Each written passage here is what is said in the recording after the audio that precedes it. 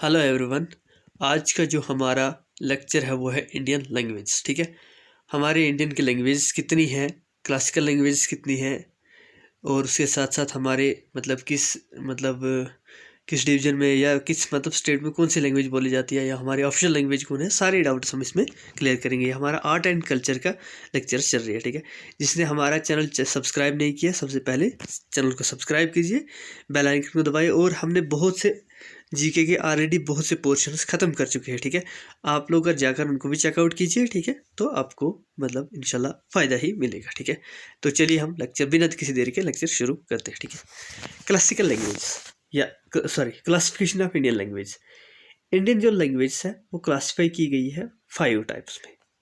कुछ तो 6 में भी बोलते हैं, 7 में भी बोलते हैं, लेकिन बड़े 5 है तो 6 मान लेते हैं। ठीक है, तो ये नहीं आएगा क्वेश्चन कितने में डिवाइड किया गया है। ठीक है, चलिए। First, Indo Aryan group, Dravidian group, Sino Tibetan, Negroid और एस्ट्रिक, और बाकी भी। ठीक है, तो 5 बड़े हैं। ठीक है, देखना अब इंडियन लैंग्वेज जो है उनमें से सबसे पहले हमारा आता है इंडो आर्यन ग्रुप। ये ब्रांच है इंडो यूरोपियन फैमिली का। ठीक है, तो यहाँ पर मैं, ठीक है, एक मिनट रुकना। चलिए, ये किसका ब्रांच है? ये ऑलरेडी ये हम ब्रांच है किसका, इंडो यूरोपियन फैमिली का। ठीक है, याद रखना ये बोला जाता है 74% इंडियन स्पीकर्स कौन सी लैंग्वेज बोलते हैं, तो वो है हमारी इंडो आर्यन ग्रुप। याद रखना ये बात मेरी। ठीक है, मैंने कोई भी ज़्यादातर वहाँ यहाँ जाने की ज़रूरत नहीं है, क्योंकि हमें पता है एमसीक्यूज टाइप आएंगे, इसलिए मैंने तो यहाँ पर लिख लेना ए, सॉरी, हाँ, यहाँ पर लिख लेना ए। पहले याद रखना जिसको हम बोलते हैं एंशिएंट लैंग्वेज या ओल्ड इंडो आर्यन ग्रुप।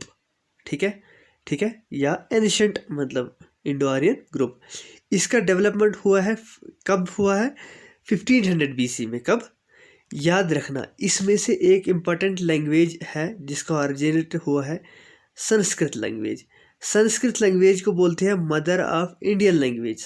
ठीक है, आर्जिन कब हुआ है? इंडो आर्यन ग्रुप से, लेकिन एंशिएंट टाइप से। ठीक है, ओल्ड इंडो आर्यन से। ठीक है, ठीक है, तो ये बात अच्छे से याद रखना। उसके बाद बी, ठीक है, next middle Indo Aryan group. ये कब इसका बोला जाता है कि ये 600 बीसी से लेकर 1000 एडी तक थी। ठीक है, याद रखना इसमें एक पॉइंट, उसमें संस्कृत थी, इसमें प्राकृत लैंग्वेज का ऑरिजिनेशन हुआ था, इसमें संस्कृत का ऑरिजिनेशन हुआ था। ठीक है, प्राकृत कौन सी लैंग्वेज थी? इसको हम प्राकृत बोलते हैं। ठीक है, प्राकृत कौन सी लैंग्वेज थी? ये लैंग्वेज थी कॉमन पीपल्स की। ठीक है, हर आम लोगों की। ठीक है, तो चलिए, अब यहाँ पर लिखा है मैंने मॉडर्न पीटीओ, सॉरी मैं वहाँ पर थोड़ा सा भूल गया हूँ। आप इंडो द्रविडियन को पहले बोलिए, पहले हम यहाँ जाते हैं। ठीक है, यहाँ पर। ठीक है, अब हमारी इंडो आर्यन की थर्ड। ठीक है, अब आपको पता चलेगा कि नहीं 74% स्पीकर्स है इसके या नहीं। ठीक है, उसका मॉडर्न जो है, ठीक है, आज थोड़ी एनर्जी अगर कम होगी तो मेरी सेहत ठीक नहीं है, तो इसलिए कोई बात नहीं, मेंटेन कर लेना। Modern Indo Aryan language. ठीक है, इसमें याद रखना हिंदी, आसामी, बंगाली, गुजराती, मराठी, पंजाबी, राजस्थानी, सिंधी, ओडी, उर्दू, ये जो सारे ये spoken in the north west and eastern India. किसमें? नॉर्थ वेस्ट और ईस्टर्न इंडिया में जो भी लैंग्वेज बोली जाती है वो सारी कौन सी है?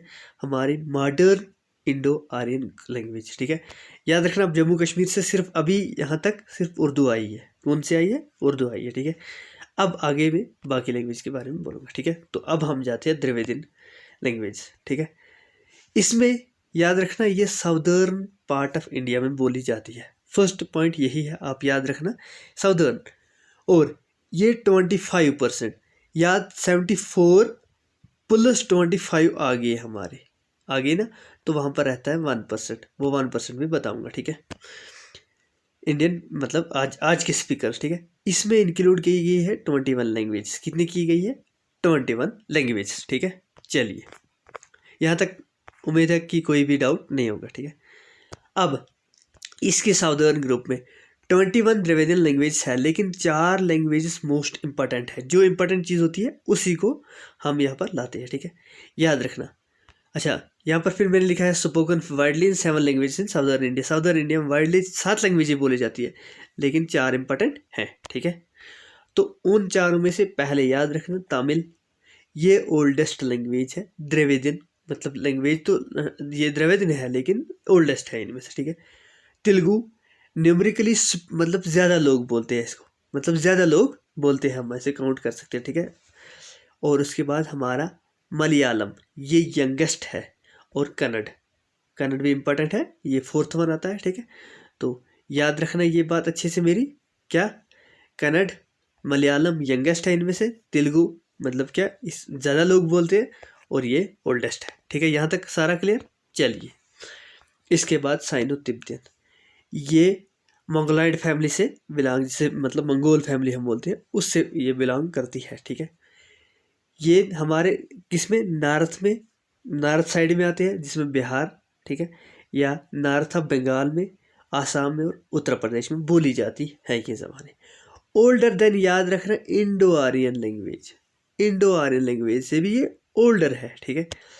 अच्छा, इसके बोलने वाले कितने हैं, 0.6%, ठीक है, पॉपुलेशन स्पीकिंग अच्छा इन दिस लैंग्वेज, ठीक है, याद रखना। अब साइनो तिब्बतियन मतलब ग्रुप ऑफ, ये याद रखना ये 2 ग्रुप्स में डिवाइड हुई है, ठीक है, याद रखना अच्छे से। साइनो तिब्बतियन कितने ग्रुप्स में डिवाइड है, 2 में। पहली तिब्बतो बर्मा, ठीक है, इसमें हमारी सिक्किमीज़, बोटी, बाल्टी, शिरपा, अच्छा लाहौली एंड लद्दाखी, ये लैंग्वेज इंपॉर्टेंट हैं, ठीक है। चलिए, इसकी दूसरा साइमीज़, जिसको हम साइमीज़ चाइनीज़ बोलते हैं, इसको Ahom is the most important language, जो आसाम में बोली जाती है। बस एक ही लैंग्वेज है, ज़्यादा याद रखने की ज़रूरत नहीं है, ठीक है।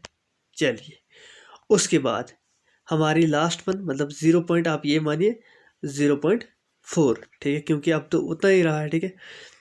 एस्ट्रिक लैंग्वेज, याद रखना ये बहुत सी लैंग्वेज एक्सटेंट हो गई है, मतलब ख़त्म हो गई है। बिलोंग अस्ट्रो एस्टिक सब फैमिली, ठीक है, इसी से बिलोंग करती है, लेकिन बहुत से इसमें से ख़त्म हो गई है। ये सेंट्रल, ईस्टर्न या नॉर्दर्न या ईस्टर्न इंडिया में बोली जाती थी, ठीक है। अच्छा, संथाली जो आज भी है हमारे, मतलब ये मोस्ट इम्पॉर्टेंट लैंग्वेज है इस ग्रुप की, ठीक है। एक्सेप्शन याद रखना, खासी और संथाली, इन लैंग्वेज के बगैर ये भी एंडेंजर्ड है, लेकिन बाकी सारी ख़त्म हो गई है, ठीक है। यहाँ तक थी। अब हमारी कुछ स्क्रिप्ट्स है, ठीक है, हमारी कुछ मतलब हम मतलब कुछ किताबें हैं, ठीक है, जैसे, ठीक है। अब हम, ठीक है, याद रखना a script is also known as a writing system, ठीक है, मतलब राइटिंग सिस्टम कौन सा था, मतलब तो इसको हम स्क्रिप्ट बोलते हैं। याद रखना, पहले है ब्राह्मणी स्क्रिप्ट, इसको अब called a mother of all the language, इसको बोलते हैं, मतलब क्या मदर ऑफ सारी लैंग्वेज को किसको बोलते हैं, ब्राह्मणी स्क्रिप्ट को, मतलब इसी में ज़्यादातर, इसी स्क्रिप्ट में ज़्यादातर किताबें लिखी गई है, like Devanagari, Tamil, Telugu, Kannada, OD, Asami and Bengali, और भी कुछ, ठीक है। तो चलिए, अब हमारे टाइप्स ऑफ स्क्रिप्ट्स है। पहले है इंडस स्क्रिप्ट, ये ओल्डेस्ट स्क्रिप्ट मानी जाती है सब कंटिनेंट, मतलब ठीक है, लेकिन ये डेसिफियर नहीं हुई। डेसिफियर फॉर एग्जांपल पढ़ नहीं सके, ये ऐसे ऐसे था, ऐसे ऐसे लिखा था, ऐसे, ये क्या पता है, ठीक है, ये ऐसे लिखा है, ऐसे क्या पता है क्या लिखा है, ठीक है। मतलब जो हमारे मतलब हिस्टोरियन थे उन्होंने बहुत कोशिश की, लेकिन पर ये डेसिफियर नहीं हुआ। उसके बाद नेक्स्ट आया इंडस स्क्रिप्ट, पता चल गया, मतलब इंडस वैली सिविलाइजेशन के लोग, ठीक है। अच्छा, उसके बाद ब्राह्मणी स्क्रिप्ट, ये ओल्डेस्ट स्क्रिप्ट मानी जाती है जो डेसिफियर हुई, जिसको हम पढ़ सकते हैं, लेकिन किसने, जेम्स अच्छा प्रिंसिप ने 1837 में ये पहली बार डिसिफियर किया, ठीक है। याद रखना, ब्राह्मणी ओल्डेस्ट स्क्रिप्ट है। उसके बाद गुप्ता स्क्रिप्ट, ठीक है, Gupta script belongs to the Gupta empire, used the right Sanskrit language. Sanskrit language याद रखना कहाँ से हमें मिलता है इसका सोर्स, तो वो गुप्ता स्क्रिप्ट से मिलता है, ठीक है। उसके बाद करोष्ठी स्क्रिप्ट, ये स्पोकन गंधारा रीजन में, ठीक है, पाकिस्तान के, और ये भी किसे, जेम्स प्रिंसेप ने क्या किया, डेस्पेयर किए, ठीक है, ये पंजाब पाकिस्तान में बोली जाती है। उसके बाद सरदा स्क्रिप्ट इज यूज्ड, याद रखना, used in Kashmiri and Sanskrit, ठीक है, ठीक है। ये सरदा स्क्रिप्ट में मतलब कश्मीरी, असल में कंटेम्प्रेरी यूज फॉर कश्मीरी पंडित सालनी, ठीक है। ये कश्मीरी पंडित सालनी इस्तेमाल करते थे, ठीक है। उसके बाद देवनागरी, याद रखना इसको बोलते हैं मदर ऑफ 120 लैंग्वेज, ठीक है। किसको? देवनागरी स्क्रिप्ट को, जिसमें हिंदी, नेपाली, बोडो, सिंधी, बाकी भी कुछ, ठीक है। उसके बाद हमारी मोदी स्क्रिप्ट, ऐसे ही हमारे प्राइम मिनिस्टर तो नहीं बने हैं, इसका नाम बहुत मशहूर है, ठीक है। पहले से भी हिस्ट्री भी हो कहीं पे हो तो तभी तो हमारे 10 ईयर्स हो गए मतलब नॉन कांग्रेस गवर्नमेंट को, ठीक है। नॉन कांग्रेस गवर्नमेंट कभी भी कोई भी 10 ईयर्स नहीं गुजार सका, ठीक है। तो हमारे इंडिया में 1947 के बाद तो मोदी जी तो अभी भी है, ठीक है। चलिए, डिसिडेंट ऑफ ब्राह्मणी स्क्रिप्ट, ये ब्राह्मणी स्क्रिप्ट में से के डिसिडेंट है, ठीक है। Marathi language form from this script, ठीक है। इसी स्क्रिप्ट से कौन सी है, मतलब कौन से, हमारी मराठी। अदर लैंग्वेज जैसे गुजराती है, कन्नड़ है, उर्दू, वो भी किससे, मोदी स्क्रिप्ट से थोड़ी सी है, ठीक है, लेकिन ज़्यादा नहीं। उसके बाद नेक्स्ट है हमारी last script, that is Urdu script, ठीक है। ये ऑरिजिन हुई कब? 1300 AD में, दिल्ली में, मतलब दिल्ली सुल्तानेट के वक्त में, ठीक है। और याद रखना इसको दरअसल क्या, इसकी मॉडिफिकेशन हुई, मतलब ये पर्शियन लैंग्वेज से बोला जाता है कि पर्शियन लैंग्वेज में से ये निकली है, ठीक है। इसको ये लिखी जाती है कहाँ से, राइट से लेकर लेफ्ट, मतलब ऐसे इधर की तरफ से, ठीक है, इधर की तरफ से, इधर से इधर की तरफ, ठीक है, ऐसे लिखी जाती है। यहाँ तक थी ये कुछ स्क्रिप्ट में से ज़्यादा तो कुछ नहीं आता। देवनागरी स्क्रिप्ट इंपॉर्टेंट है, बस वही याद रख लेना, ठीक है। तो और हमारी ये मतलब ये सॉरी हाँ देवनागरी स्क्रिप्ट यही, और आप याद गुप्ता स्क्रिप्ट को भी याद रखिए क्योंकि ये संस्कृत लैंग्वेज यहीं से शुरू हुई थी, और हमारी ब्राह्मणी स्क्रिप्ट और इंद स्क्रिप्ट, बस इंपॉर्टेंट यही है, बाकी कोई इंपॉर्टेंट नहीं है, ठीक है। अब हमारी ऑप्शनल लैंग्वेज याद रखना, पहले 343, ठीक है, इसको आप याद रखिए। आर्टिकल 343 इंडियन कॉन्स्टिट्यूशन बिलोंग करता है इंडियन ऑप्शनल लैंग्वेज के लिए, और बोला जाता है इंडिया की टोटल 22 लैंग्वेजेस हैं, ठीक है, जिसको 8th शेड्यूल में, इंडियन कॉन्स्टिट्यूशन के 8th शेड्यूल में जगह मिली है, ठीक है। अब हम देखते हैं इन लैंग्वेज को भी देखेंगे, ठीक है। लेकिन जब इंडिया फ्री हुआ इंडिपेंडेंस के वक्त में, आसामीज, हिंदी, मलयालम, पंजाबी, तेलुगु, बंगाली, कन्नड़, मराठी, संस्कृत, उर्दू, गुजराती, कश्मीरी, ओडी एंड तमिलनाडु, ये पहले हमारे 14 लैंग्वेजेस पहले ही ऐड किए गए थे, मतलब पहले ही, ठीक है, 8th शेड्यूल में आए थे, ठीक है। अब 21st कॉन्स्टिट्यूशन एक्ट 1967, जब मैं आपको पॉलिटिकल पढ़ाऊंगा तब देखना इंशाल्लाह अच्छे से ये सारा क्लियर, ये अमेंडमेंट क्या होता है, कॉन्स्टिट्यूशन अमेंडमेंट क्या होता है, सारा कुछ बताऊंगा, ठीक है। सिंधी को लाया गया, ठीक है, तो वहाँ पर भी हमें कॉन्स्टिट्यूशन वहाँ पर भी इंडियन लैंग्वेज पढ़नी है, तो वहाँ पर भी थोड़ा सा बता दूंगा, लेकिन ज़्यादा इंपॉर्टेंट नहीं है वहाँ पर, तो आप यहाँ पर ख्याल रखिए, ठीक है। ये आर्ट एंड कल्चर का एक अटूट अंग है, ठीक है। लैंग्वेज के बगैर तो कुछ भी नहीं है, हमारा आर्ट हो, कल्चर हो, कुछ भी हो, लेकिन लैंग्वेज के बगैर कुछ भी नहीं है, ठीक है।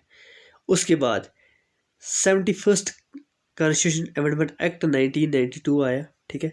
उसमें हमारी कोंकणी, मणिपुरी और नेपाली, हाँ, KMN, हाँ, ये हमारे आए, ठीक है, किसमें, 1992 में।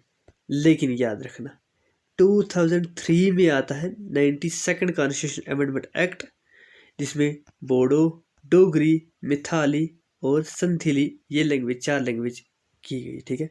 मतलब हमारी जो जम्मू कश्मीर से डोगरी लैंग्वेज है वो भी 92nd amendment act, constitution amendment act 2003 में हमारी ऑप्शनल लैंग्वेज, मतलब ये 20 शेड्यूल 8th शेड्यूल में आई है, ठीक है।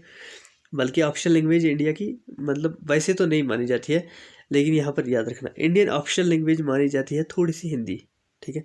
सेकंड जो मतलब हमारी डॉक्यूमेंट्री लैंग्वेज वो हमारी इंग्लिश है, ठीक है, मतलब जो जिसमें कॉन्स्टिट्यूशन लिखा गया, बाकी चीज़ें लिखी, और इंग्लिश हमारी याद रखना, इंग्लिश नागालैंड और मेघालय की भी ऑप्शनल लैंग्वेज है, ठीक है। इंडिया की भी सेकंड ऑप्शनल लैंग्वेज मानी जाती है, फर्स्ट ऑप्शनल लैंग्वेज हिंदी मानी जाती है। पता है क्यों? देखो, जो हमारा इंडिया है, मानिए आप ऐसे, मतलब यहाँ पर तो मैं तो अच्छा नहीं बना सकता हूँ, तो मानिए आप ऐसे ही, ठीक है। जो हमारा ये साइड साउथ का है, यहाँ पर हिंदी समझ नहीं आती है और हमारे नॉर्थ में हिंदी आती है। यहाँ पर भी इंग्लिश थोड़ी बहुत करते हैं, यहाँ पर भी करते हैं, ठीक है।